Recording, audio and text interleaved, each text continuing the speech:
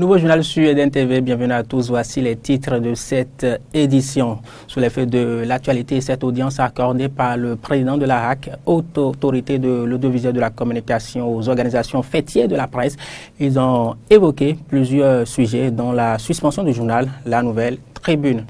Antonio Guterres au Mali ce mardi, le secrétaire général de l'Organisation des Nations Unies, s'y est rendu dans le cadre de la Journée internationale des casques bleus. À l'occasion, il a reconnu le rôle de ces soldats dans leur mission de maintien de la paix, notamment sur le territoire malien.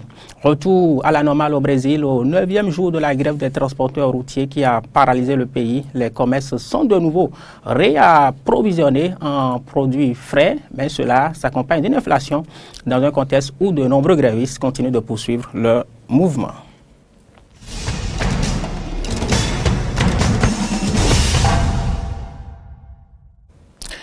Voilà pour les titres. Plusieurs organisations fêtières de la presse étaient donc chez le président de la HAC. Elles en ont UPMB, Union des professionnels des médias du Bénin, et CNPA, Conseil national du patronat de la presse et de l'audiovisuel du Bénin, avec Adam Bonitessi. Leurs représentants ont sans surprise évoqué la suspension de la Nouvelle Tribune, journal, nous vous le disons depuis des jours, interdit de publication à cause de la violation du code de l'information de la communication engendrée par l'usage de propos injurieux envers le chef de l'État.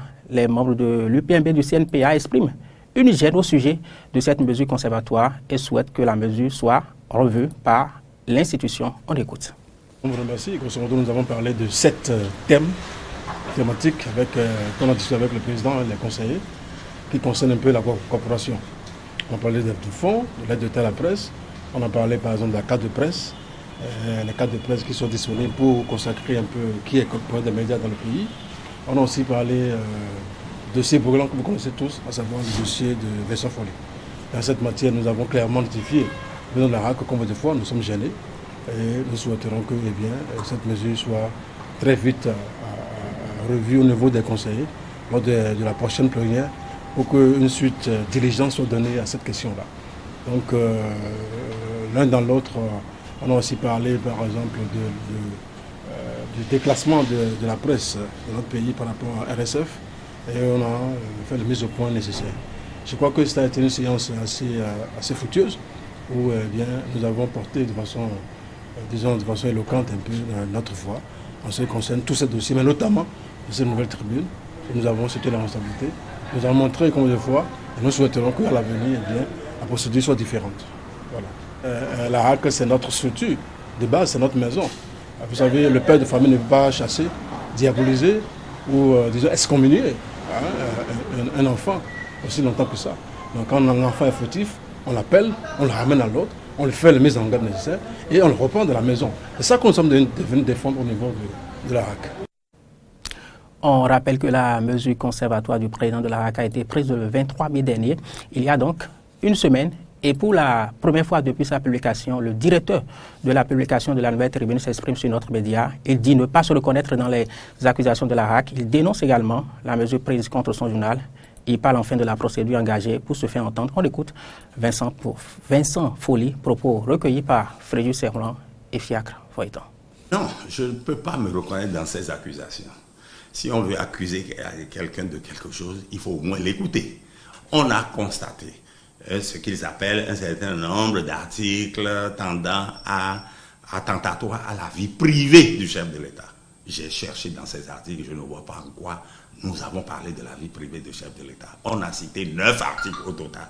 Le monsieur a écrit plus de 20 articles. Pourquoi on ne me pose même pas mes articles? Ce ne sont pas mes articles, les articles écrits par mes journalistes qui sont incriminés. On a pris les opinions du professeur. On en cite seulement 9. Mais ce qu'on a cité, c'est des extraits. Est-ce que lorsque le texte, un extrait est sorti, un passage est sorti d'un texte, sans le mettre dans son contexte, est-ce que nous avons le sens du texte?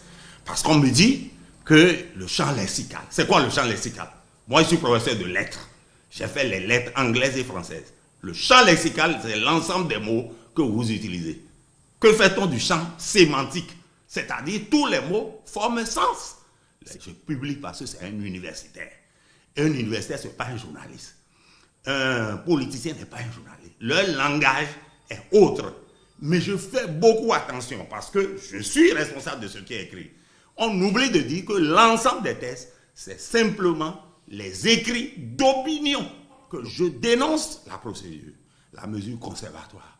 Au nom de quoi on va prendre une mesure conservatoire contre un journal? J'ai dit que cette mesure ne s'applique qu'à la presse audiovisuelle. Et si on lit l'article 55 de la loi organique, on se rend compte que ça ne nous concerne pas. Même si on doit me l'appliquer, il faut le faire pour ce qui se passe l'instant présent. Un journal est sorti où j'injurie des gens. On me convoque au tribunal parce que l'injure fait partie des crimes punis par la correctionnelle. On ne m'a pas fait.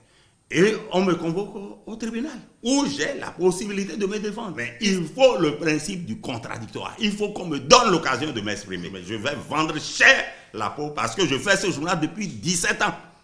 Et je le fais. Je n'ai jamais été condamné par le tribunal. J'ai eu affaire à des procès que j'ai toujours gagnés. On m'a dit, dans l'ensemble des procédures à suivre, pour se faire entendre, il y a d'abord le recours gracieux. Le thème semble un peu dévalorisant.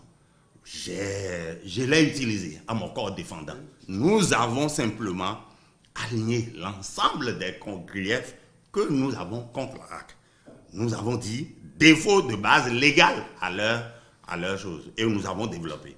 Nous avons parlé de la mauvaise application de la loi et le fait de l'inopposabilité à mon organe de la non-application des dispositions du cause. On ne peut pas. Il y a une seule phrase que mes avocats m'ont demandé de mettre, à savoir que nous passons par l'entremise du chef du président de la RAC pour présenter les excuses au chef de l'État s'il se sentait blessé. Mais nous savons que nous n'avons pas blessé le chef de l'État. Sous l'effet de l'actualité également, cette visite de travail du ministre de la Justice au tribunal de commerce de Cotonou ce mardi, Joseph Diogbenou est allé prendre connaissance du fonctionnement de ce tribunal 6 mois après son installation. Durant cette période, ces agents ont été beaucoup sollicités. On parle de 523 cas de saisine notés. C'est donc en ministre de la Justice heureux que le professeur Diogbenou a quitté ses hôtes.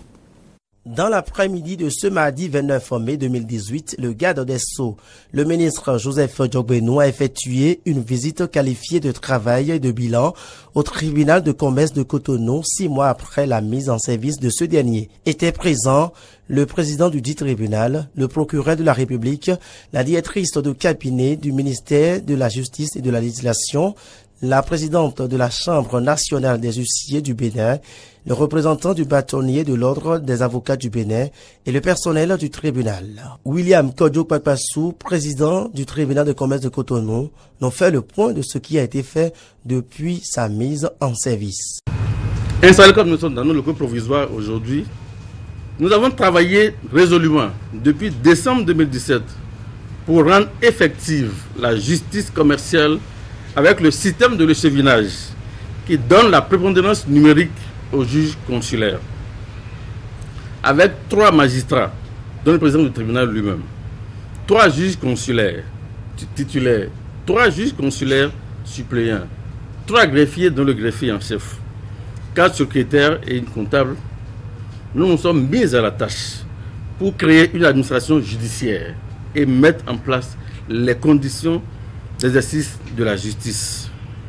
Presque 6 mois se sont écoulés déjà. Durant ce temps et la date de ce jour, nous avons enregistré 523 cas de saisine, répartis comme suit. Requête à fin d'ordonnance 247, assignation 276. Toutes ces affaires cumulent des intérêts patrimoniaux s'élevant à plusieurs centaines de milliards. Pour faire face à ce contentieux, le tribunal est organisé en 3 sections, avec des chambres de conciliation, de mise en état et de jugement. Précédé par la prise de parole de la présidente de la Chambre nationale des huissiers du Bénin et le représentant du bâtonnier de l'Ordre des avocats du Bénin, le ministre de la Justice et de la Législation a non seulement exprimé ses sentiments de joie, mais aussi a félicité toute l'équipe du personnel et les a encouragés à continuer dans le même sens malgré les maigres moyens. Il était important, 6 mois après votre installation, d'effectuer ce bilan. Globalement, pourrait-on dire positif. Plus de 500 dossiers vous ont été transmis, vous en avez été saisis. Des décisions de justice de l'ampleur que vous venez d'indiquer ont été rendues, aussi bien des ordonnances que des jugements. Et surtout, le mot qui revient le plus, c'est la célérité avec laquelle et dans laquelle vous rendez ces décisions. Je voudrais finir par encourager tous les tribunaux à s'inspirer des meilleures pratiques mises en œuvre par les uns et les autres.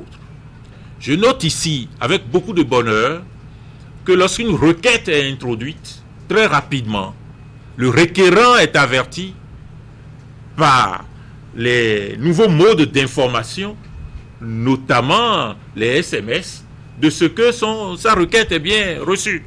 Lorsque l'ordonnance est rendue, le requérant est averti que le site internet du tribunal de commerce fonctionne correctement et que le souci de transparence et d'information continue est pris en compte.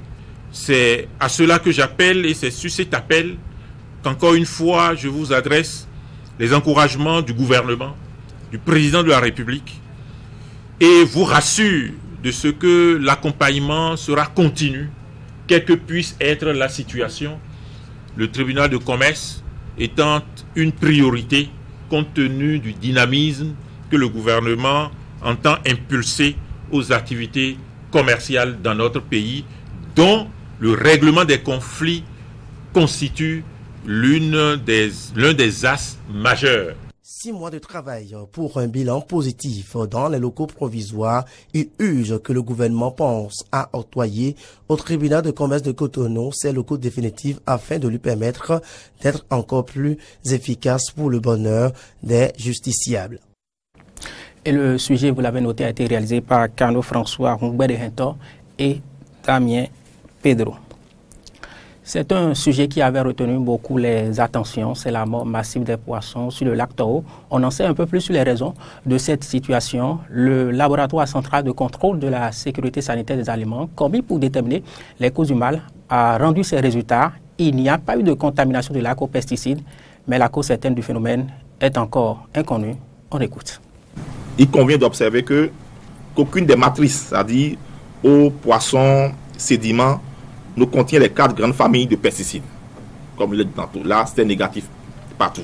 Donc, ni l'eau, ni les poissons, ni le sédiment ne contenaient les 4 grandes familles de pesticides. Il n'y en avait pas. Donc là, on peut dire qu'il n'y a pas eu contamination des eaux du lac par des pesticides, comme on en voit régulièrement, comme on en trouve régulièrement. Lorsqu'il y a des cas d'intoxication au Bénin, souvent, c'est les pesticides qui sont souvent la cause. Alors, on a retrouvé 2 familles importantes de médicaments vétérinaires. Tout à l'heure, il y a les tétracyclines et les sulfamides, alors, qui ont été décelés dans la chair des poissons, mais non dans l'eau et les sédiments. Donc, on en a eu dans la chair des poissons, mais on n'en a pas trouvé dans l'eau du lac, ni dans les sédiments. Alors, ces cas positifs sont dus au fait que, lorsqu'on faisait les prélèvements, on a fait les prélèvements à la fois dans l'eau du lac et dans les bassins environnants.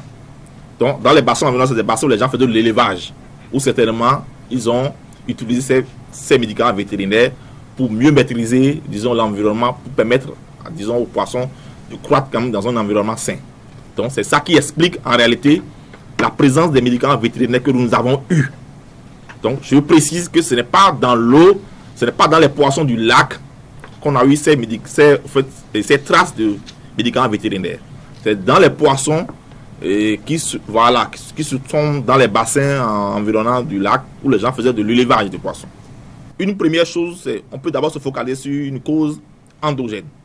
Et parmi les causes endogènes, on peut soit, c'est le phénomène bien connu, on sait que le lac se trouve dans une zone qu'on appelle la dépression de la Lama. Et dans cette dépression, il y a parfois des endroits où il y a affleurement des eaux, disons, souterraines. Il se pourrait que le lac soit peut-être dans une zone, probablement, où il y a contact entre les eaux souterraines et les eaux de surface. Et lorsque vous savez que ces eaux de surface et les eaux souterraines n'ont pas souvent le même type de composition, il peut y avoir d'autres phénomènes, il peut y avoir d'autres compositions, d'autres composés chimiques. Lorsqu'il y a remontée peut-être de ces eaux souterraines vers les eaux de surface, quand il y a contact, il peut y avoir apport de composés et souvent, ces apports sont souvent en forte concentration. Ce qui vient souvent de sous terre est souvent en très forte concentration et lorsque ça vient au contact de l'eau, l'effet de dilution est tel que ça ne peut pas absorber tout. Donc ça pourrait expliquer, je dis toujours, c'est des hypothèses qu'on va chercher à vérifier dans les jours à venir. Ce qui serait possible de faire, c'est de mettre en place une équipe pluridisciplinaire composée de toxicologues, de géologues. Il nous faut des géologues à ce niveau aussi. Également des météorologues ici pour nous aider parce que dans ces conditions, il faut une équipe vraiment avec plusieurs compétences. Aller sur le terrain, faire les travaux ensemble afin de pouvoir associer les interprétations et trouver une cause probable, une cause certaine à ce phénomène qui vient de se passer. Il serait aussi intéressant, au regard du phénomène qui vient de se passer, de mettre l'axe sur surveillance. Actualité en dehors du Bénin, Antonio Guterres au Mali ce mardi. Le secrétaire général de l'Organisation des Nations Unies s'y est rendu dans le cadre de la Journée internationale des casques bleus. À l'occasion, il a reconnu le rôle de ces soldats dans leur mission de maintien de la paix, notamment sur le territoire malien. Je vous propose de l'écouter. Aujourd'hui, dans ces 4 pays, et notamment ici au Mali, vous travaillez dans un cadre où la paix n'est pas assurée. Vous travaillez dans un cadre où il y a des groupes terroristes qui ne respectent rien et personne. Vous travaillez dans un cadre où il y a des trafics de drogue, d'êtres humains, d'armes. Je tiens aussi à vous dire que nous travaillons pour garantir une effective solidarité internationale à la force du G5 Sahel. Je rends hommage aux 5 pays du Sahel qui ont su assumer eux-mêmes le leadership face aux défis énormes auxquels ils font face. Mais il faut que la communauté internationale comprenne qu'elle doit assurer aux pays du G5 Sahel un appui, mais un appui qui soit prévisible, un appui qui soit garanti et un appui qui puisse permettre la stabilité de la construction de la force du G5 Sahel et l'efficacité de son travail pour la protection de la paix dans cette région. En Angola, le système judiciaire est paralysé. C'est un mouvement des personnels de la justice qui le secoue. Ils réclament les hausses des salaires. On précise que ce sont les greffiers et les officiers d'état civil qui font cette grève. On écoute le responsable. Nossa greve terminará no dia 1 de junho, que será esta sexta-feira. E se os nossos pontos de reivindicação não forem atendidos por parte do Ministério da Justiça, nós voltaremos a entrar em greve em agosto do mesmo ano. E desta vez não haverá serviços mínimos, assim como que é o registro de óbitos. Vamos fechar todos os serviços conforme nós começamos a fazer nesta primeira fase. Estamos a pensar em realizar a conferência de imprensa, creio que na sexta-feira próxima. Na sexta-feira próxima, 12 horas, quando terminar a greve, vamos ter uma conferência de imprensa para comunicarmos ao público em geral que só foi uma fase inicial e não se chegou a acordo por estas razões já invocadas aqui, no sentido de que o povo fica sob aviso que na próxima... Vous l'avez noté, il manquait donc la traduction donc, de ces extraits d'interview. Vous aurez donc l'élément, le bon, dans nos prochaines heures. Dernière information avant de mettre un thème à cette édition. Retour à la normale au Brésil, au 9e jour de la grève des transporteurs routiers qui a paralysé le pays. Les commerces sont de nouveau approvisionnés en produits frais, mais cela s'accompagne d'une inflation dans un contexte où de nombreux grévistes continuent de poursuivre leur mouvement. Cependant, certains produits comme les œufs, les carottes sont toujours absents des rayons des supermarchés. Voilà donc ce qu'on pouvait dire sur cette grève au Brésil. C'est la fin de ce journal. Merci de l'avoir suivi.